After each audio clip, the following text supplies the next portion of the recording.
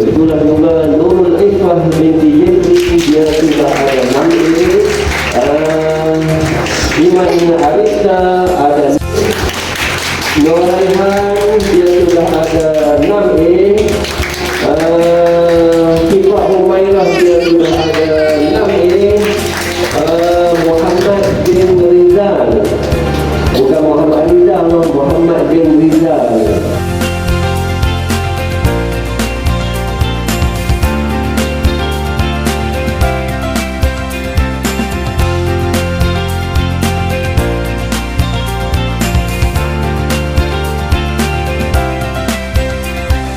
Nah, untuk program hari ini, Alhamdulillah, saya berpuas hati lah tengok semua analisa yang dibentangkan oleh Ibu Besar, Pengetua, dan tengok kepada analisa tu kita boleh faham lah masalah anak-anak, masalah yang kita boleh sama-sama perbaiki lah di masa hadapan, insyaAllah. Tahniah kepada sekolah sebab berusaha mengadakan program ni yang lebih detail lah. Tengok, tahniah, terima kasih.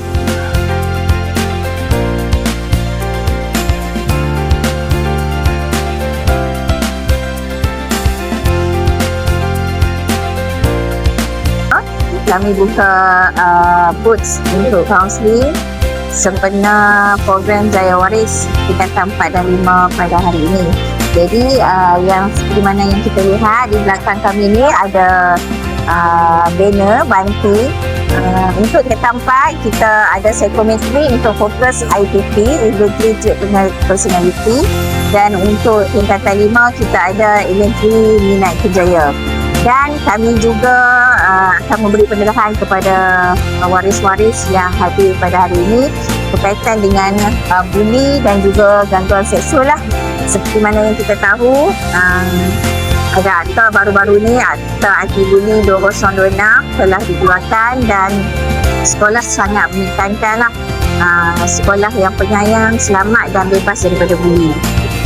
Itu saja, apa saja ibu bapa yang hadir bersama anak-anak pada hari ini untuk berbincang segala masalah berkaitan dengan anak-anak, berkaitan dengan akademik, sosial mereka ataupun apa saja yang di asrama ke, kami akan sudi membantu, memberi nasihat, meningkatkan motivasi para pelajar agar mendapat keputusan yang cemerlang dalam peperiksaan nanti.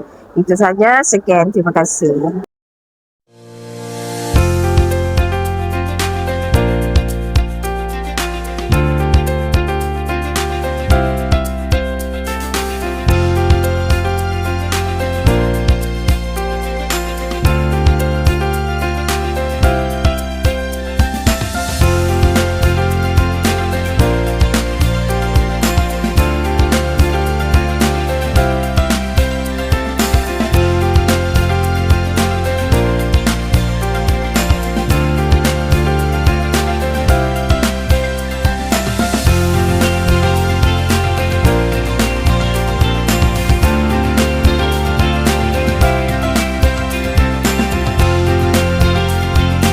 Kat sini saya call sangat-sangat sistematik lah untuk setiap waris ni tahu lagi, mendalam lagi dan boleh bertanya tentang apa yang perlu ditambahbaikkan oleh setiap anak-anak mereka lah. Itu je.